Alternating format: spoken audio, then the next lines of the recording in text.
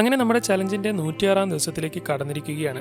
Welcome to day 106 of build a dream house in 730 days. രാവിലെ തന്നെ ABS module ശരിയാക്കാൻ കൊടുത്ത ഷോപ്പിൽ നിന്ന് നമ്മളെ വിളിച്ചിരുന്നു. പണിയെല്ലാം തീർന്ന് വണ്ടി നീറ്റായി കിടക്കുകയാണ്. അങ്ങനെ നേരെ വണ്ടി എടുക്കാനായി ചെല്ലുകയും ചെക്ക് ചെയ്ത് നോക്കിയപ്പോൾ എല്ലാം കറക്റ്റ് ആക്കി വണ്ടിയിൽ ഇപ്പോൾ ഒരു പ്രശ്നവുമില്ലാതെ പുതിയ മൊഡ്യൂളൊക്കെ വെച്ച് സെറ്റ് ആക്കിയിരിക്കുകയാണ്. ഷോറൂമിൽ പറഞ്ഞതിനേക്കാൾ കുറഞ്ഞ റേറ്റേ നമുക്ക് ആയിട്ടുള്ളൂ. ഈ ബ്രോയാണ് നമ്മുടെ വീഡിയോ കണ്ടിട്ട് ശരിയാക്കി തരാമെന്ന് പറഞ്ഞു വിളിച്ചത്. അദ്ദേഹത്തിന്റെ അച്ഛനാണ് നമുക്ക് വണ്ടി ശരിയാക്കി തന്നത്. അവരോട് എല്ലാം യാത്ര പറഞ്ഞു വണ്ടി നേരെ കസ്റ്റമറിന്റെ വീട്ടിൽ തന്നെ കൊണ്ട് ഇട്ടുകൊടുത്തു. അങ്ങനെ ആ അധ്യായം അവസാനിച്ചു. അപ്പോഴാണ് മറ്റൊരു പണി വന്നത്. നമ്മുടെ കയ്യിൽ നിന്ന് കഴിഞ്ഞ ദിവസം കൊണ്ടുപോയ XUV-ക്ക് ചെറിയൊരു ഓയിൽ ലീക്ക് ഉണ്ടായിരുന്നു. എന്നാൽ അത് വലിയ പ്രശ്നമല്ല, ചില്ലറ കാശിന്റെ പണിയേ ഉള്ളൂ. അതിന്റെ എമൗണ്ട് നമ്മൾ കുറച്ചാണ് വണ്ടി കൊടുത്തിരുന്നത്. എന്നാൽ വണ്ടി കൊണ്ടുപോയ ബ്രോ ഒരു വർക്ക്ഷോപ്പിൽ കാണിച്ചപ്പോൾ ശരിയാക്കാൻ 25,000 രൂപയാകുമെന്ന് പറഞ്ഞു. സത്യത്തിൽ ഇത് കേട്ട് ആകെ ഷോക്കാവുകയും വിഷമമാവുകയും ചെയ്തു. എന്തായാലും നമ്മൾ കൊടുക്കുന്ന വണ്ടിയിൽ എന്തെങ്കിലും വലിയ പ്രശ്നമുണ്ടെങ്കിൽ നമ്മൾ തന്നെ അത് റെഡിയാക്കി കൊടുക്കാമെന്ന് പറഞ്ഞാണ് വിടുന്നത്. ആ വാക്ക് നമ്മൾ എന്തായാലും പാലിച്ചേ പറ്റൂ. നമ്മൾ തന്നെ ശരിയാക്കി തരാമെന്ന് പറഞ്ഞ് പിന്നെ നേരെ അവിടേക്ക് വിട്ടു. പൊതുവെ